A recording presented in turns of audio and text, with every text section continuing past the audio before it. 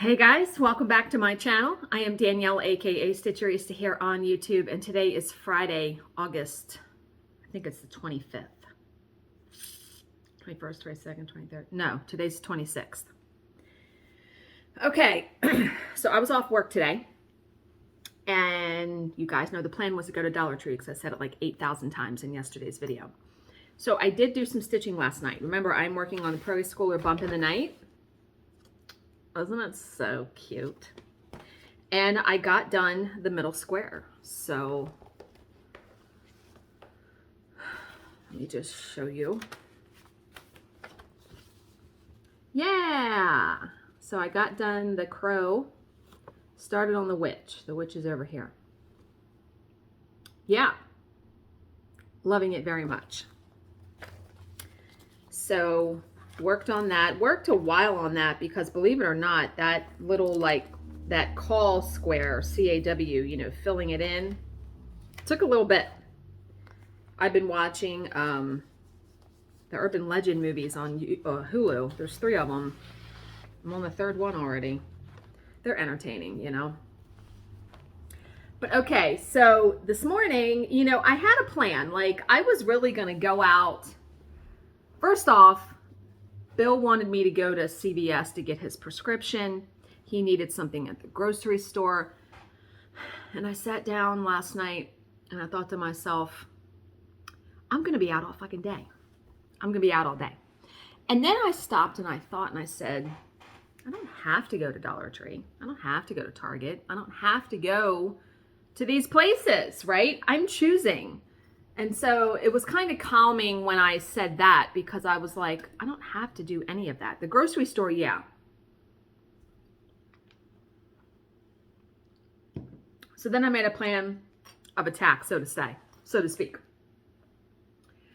I said, okay, I did want to go to one Dollar Tree, one other one, because there's a couple in our area. And I'm so glad I went to the one that I did. So I made a plan where I was going to go to Dollar Tree first. And then I was going to go to Michael's to look for some scrapbook paper, but I wound up going to Hobby Lobby, which was across the street, and I'll show you what I got there. And then the grocery store, and then CVS, and then home. So I left the house before 10 o'clock, and I was home, and everything was put away by 12, so not too bad. But let me tell you, the Dollar Tree that I went to by me had a lot more than the Dollar Tree right by my house. So I know come Christmas time, this is where the Dollar Tree I'm going to go to. So I got a bunch. I got some good stuff to finish stuff on.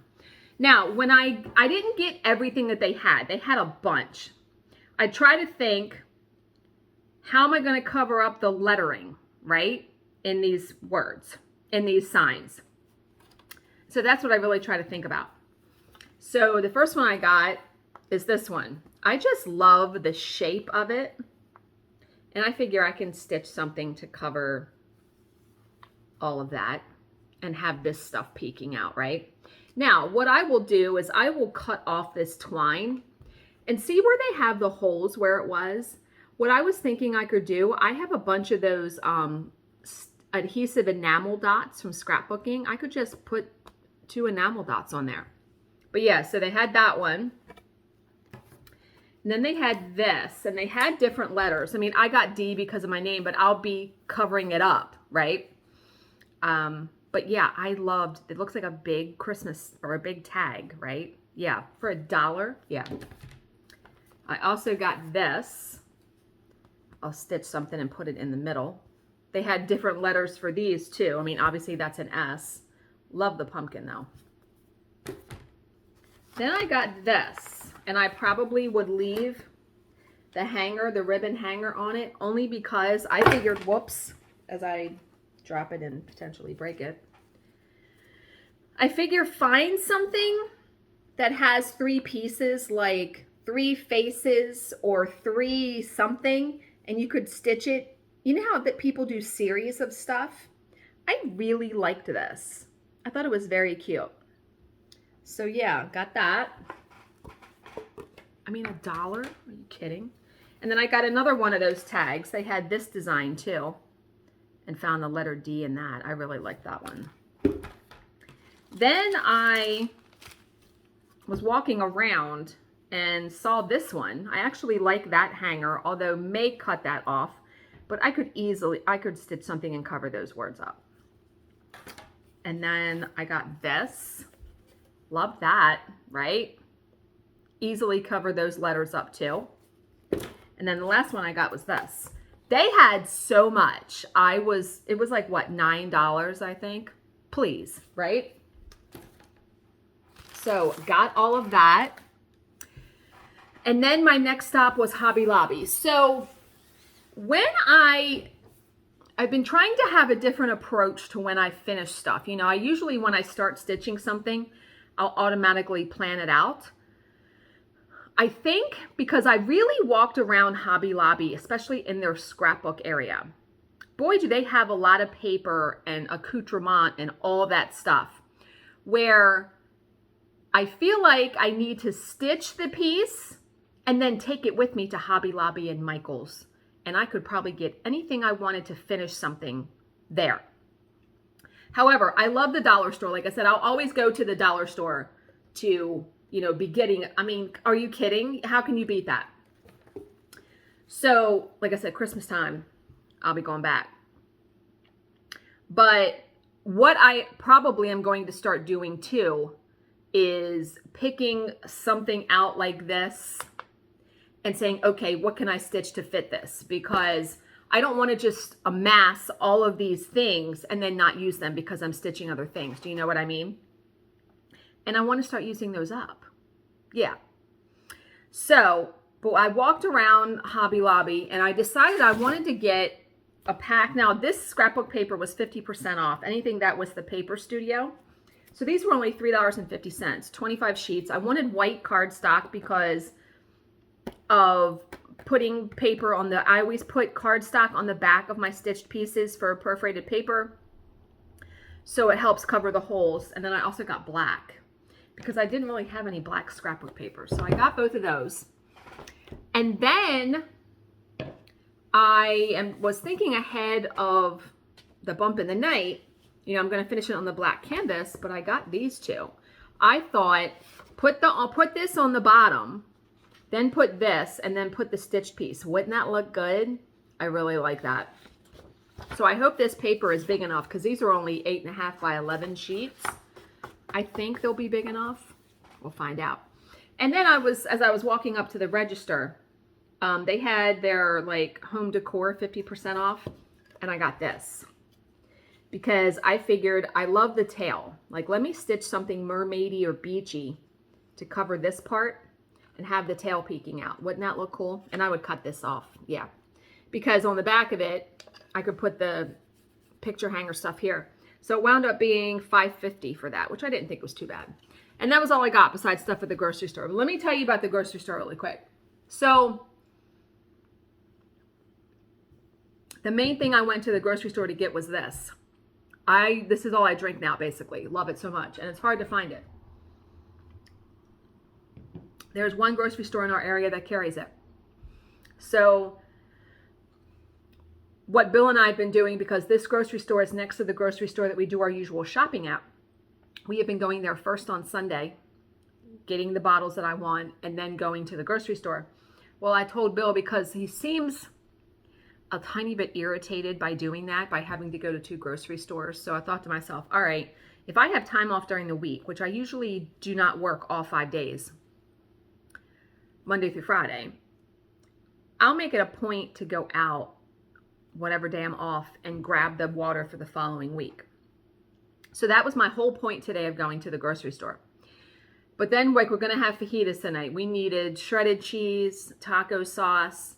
Bill, I had to get a birthday card for the birthday party we're going to Saturday. Bill wanted ice cream. So I wound up buying like a whole bunch of stuff that I didn't plan on buying. And when I go in there to just get water, I'll go through the self-checkout. Well, I still did that because I didn't feel like going through the line. But let me tell you, oh my Lord, going through the self-checkout with a whole bunch of stuff, I would try to move. You're not supposed to move any of the bags off of the bagging area until you pay. It'll say, please place the item back in the bagging area. I don't know how you do it when you have a whole cart full of items. I don't know how you do it. So I finally get through ringing and bagging everything up. I go to pull my receipt, and the whole like receipt thing opens up and like comes off the thing. I thought, really? Right now? And it says, please wait, help is on the way. And I thought, oh my good God.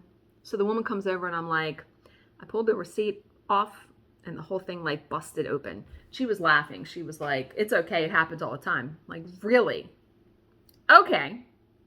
Yeah. So yeah, right now it's about 12:30. So I still have some time. Once I'm done this video, I'm going to sit down and stitch. I had to come home and change my clothes. It is hot AF outside. I was sweating everywhere. I'm like, no. So Bill and I are very much looking forward to our little beach getaway next week. And we're going to Ocean City, Maryland, not Ocean City, New Jersey. Somebody said have fun in New Jersey. We're not going to New Jersey. We are staying at the Langford, which is on 8th Street, and it's connected to Salty Yarns, so I'll have to make a trek in there, of course. But I bought so much from Abby, Top Knot Stitcher, from the Needlework Expo that I don't need to be buying any cross-stitch patterns for a long, long time. I bought so much from her. There were so many good releases. Oh, my. But today, I thought we would do a true crime story. It has been a hot minute since I have done a true crime story on this channel. So, whoopsie. This one is Melinda Raisch. And I guess it's Raisch. It's R-A-I-S-C-H. We're going to go with that. So, Melinda Lambert. So, obviously she got married though. Melinda Lambert was the daughter of a prominent evangelical, is that how you say that? It was an evangelist, right? Evangelist preacher. Excuse me. David Harmon was an intelligent, athletic, and devout young man. When these two attractive teenagers met at a summer camp run by the Church of the Nazarene in the 1970s, it was love at first sight. The pair started dating and were married in 1977 when David was 20 and Melinda just 19. 4 years later, they moved to Olathe. Is that how you say that? All these pronunciations. I'm going to say it's Olathe, O-L-A-T-H-E, Kansas, where Melinda's father was teaching at Mid-America Nazarene University. There, David found work at a local bank while Melinda took up a job on campus. And it was on campus that she first encountered Mark Mangelsdorf. Oh boy, we know there's trouble. There's trouble brewing, right? Mark was considered by many to be the rising star at MNU. Handsome, intelligent, and affable, he made friends easily and was soon drawn into the Harmon circle. He and David became racquetball partners, but he also developed a friendship with Melinda, even visiting her at her home while her husband was out. Ooh.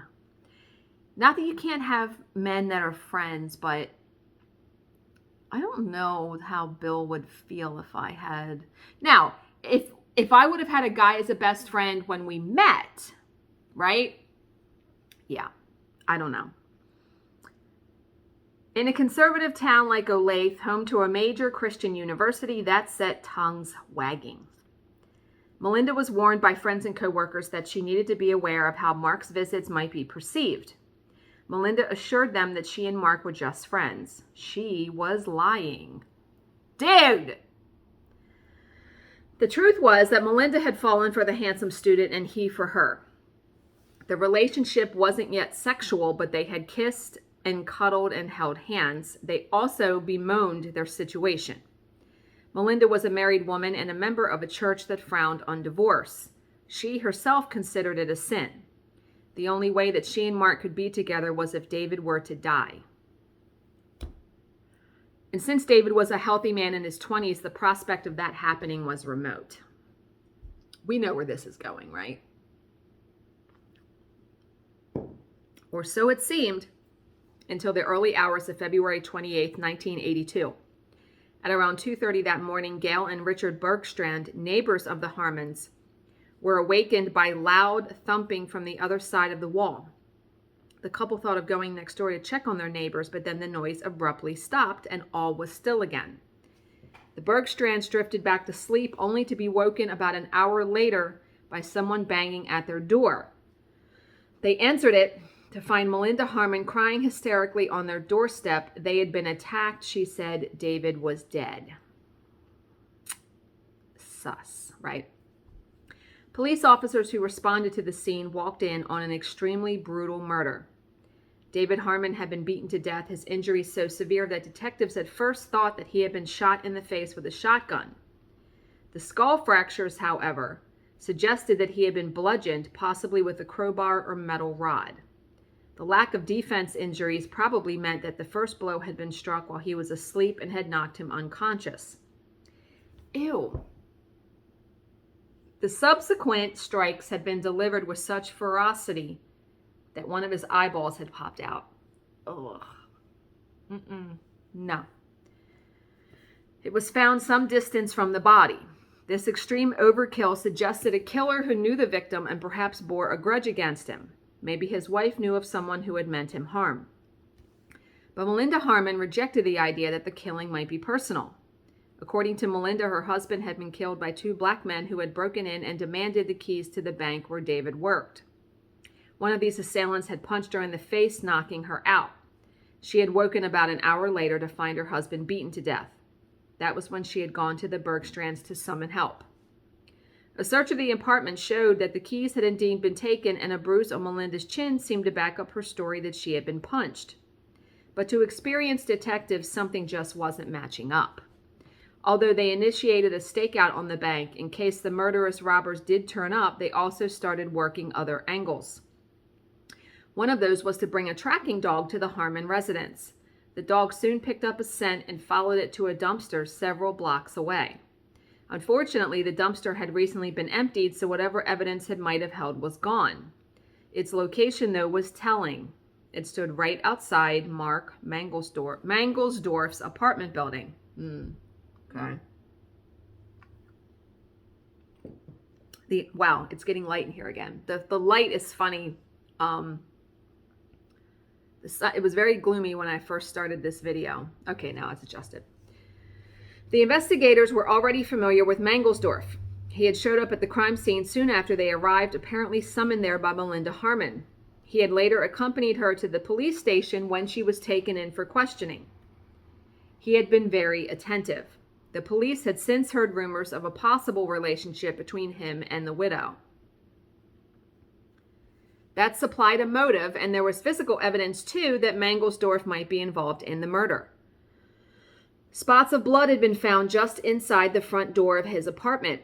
The blood type matched the victim, but was also the same as Mangelsdorf himself. In 1982, with DNA profiling yet to be discovered, it was impossible to match the blood to the murder victim. In the end, the murder of David Harmon would go unsolved. The mysterious burglars never did try to use the stolen bank keys, and despite the suspicions of investigators, there was never enough evidence to charge either Mark Mangelsdorf or Melinda Harmon. The case went cold, and everyone involved got back to their lives. Mangelsdorf would later graduate from MNU and obtain a postgraduate degree from Harvard Business School. He became a successful marketing executive in New York City and married twice, fathering 5 children. Melinda Harmon would have an equally successful life. She married a wealthy dentist named Mark Reich and raised 2 children in Delaware, Ohio. It was a happy ending for all concerned, all except David Harmon. So this begs the question too. Okay, now they had their way they could be together. Why didn't they get together after he died? Maybe it would have looked suspicious, but things like that happen, right? By the turn of the century, nearly 2 decades separated Melinda Reich from the murder of her first husband. Technology had come a long way in that time, and the field of crime detection had benefited from its trajectory, particularly in the ever-evolving science of DNA profiling.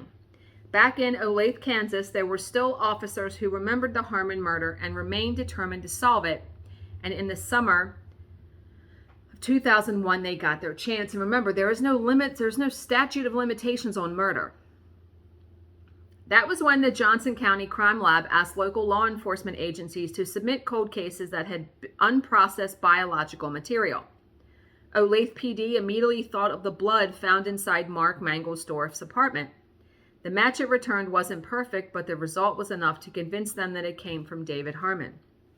On December 17th, 2001, Olathe detectives Bill Wall and Steve James made the 700-mile trip from Kansas to Ohio and arrived unannounced on Melinda Raich's doorstep.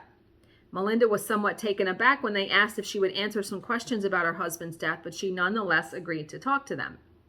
The answers that Melinda gave, though, did not match the story she had told 19 years earlier. Then she had spoken of 2 attackers, now she mentioned only 1. The race of the killer had also changed. She now said that he was white. Then she voiced her suspicion that it may have been Mark Mangelsdorf. Pressed on the issue, she confirmed that it was Mangelsdorf who had killed her husband. He had done it, she said, because he had been obsessed with her and had wanted the 2 of them to be together. She had had no involvement in planning the murder, she said. All that she was guilty of was lying to the police about the identity of the killer. If that's true, why wouldn't she have said something then? Right? Unfortunately for Melinda, the DA didn't buy her story. She was arrested in December 2003 and charged with first-degree murder.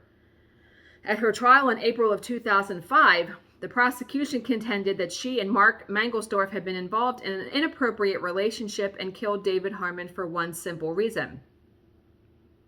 The Church of the Nazarene forbade divorce. Murder was the only way for them to take their relationship forward. Melinda strongly rebuffed this accusation, and her defense team had a solid argument to back up her denial. She and Mangelsdorf had last seen each other at David's funeral 23 years earlier. If they had killed David to further their relationship, why had they stopped seeing each other directly after his death? Just what I said. Exactly what I said. Called to the stand, Mangelsdorf added his own denials to the defense case. There had never been anything between him and Melinda that went beyond the bounds of a platonic friendship, he said. And neither of them had contributed to David's death. What possible motive could they have had for killing him? It seemed a reasonable enough argument, but it was one that the jurors ultimately rejected. On May 2nd, 2005, they returned a guilty verdict against Melinda Raich. Wow. Melinda was now looking at life in prison without parole. But before the sentencing phase was completed, she contacted prosecutors and asked for a deal. She would tell the truth and would testify against Mangelsdorf at his upcoming trial. In exchange, she wanted leniency in her sentence. It was thus that the truth of David Harmon's murder was finally revealed. Melinda admitted under oath that she and Mangelsdorf had conspired to kill her husband. It was Mark who had done the actual killing, but she had been in on it from the start. David Harmon had been killed for one simple reason. His wife wanted out of their marriage, and with the avenue of divorce cut off to her, that left only one option: murder. Now you gotta remember, these people were in their 20s. Wow. On the night in question, Mangelsdorf had arrived at the Harmon apartment carrying a crowbar, and Melinda had let him in. He had struck the first blow while David was asleep and had continued hitting him until he was sure that he was dead. Melinda had then waited an hour before raising the alarm, giving Mangelsdorf the chance to escape and dispose of evidence. Melinda was also able to clear up the question of her and Mangelsdorf ending their relationship. They had planned to be together after David was dead, but they had not counted on the feelings of guilt that would plague them after the murder. It had driven them apart, and they had gone their separate ways immediately after the funeral. Okay, well, that explains that then. After 2 decades, Melinda had thought that she had gotten away with murder, but for advances in forensic science, she might well have done so. Yeah, that's why there are so many cold cases solved, because people think they're getting away with it 20, 30, 40 years later. Faced with the testimony of his co-conspirator, Mark Mangelsdorf must have realized that the game was up. He asked for a deal, entering a guilty plea to a charge of second-degree murder and accepting a term of 10 to 20 years in prison. Melinda Raich got an identical term. She walked free in 2015, having served just 9 years behind bars. A year later, Mark Mangelsdorf was also released for the savage beating death of an innocent man, a man who had welcomed him into his home and trusted him as a friend. Mangelsdorf had spent just 10 years in prison. Not nearly long enough for that. Wow. Yeah, I mean, I think sometimes people just don't think through, you have to live with yourself when you do something like that. And obviously the guilt, they just couldn't deal with it. So that's why they decided not to be together. And they weren't planning on that, I'm guessing. So again, life choices, people. Life choices. Okay. I'm going to end this here because it is almost 1 o'clock. And then by the time I get this up, and I'll have a little bit of time before Bill is home. So I hope you guys all have a good Friday and a great weekend. I will see you again back on Monday. As always, if you have any questions, please leave them in the comments section below and I will answer them to the best of my ability. Thank you so much for watching and subscribing, and I will see you in my next video. Bye, guys.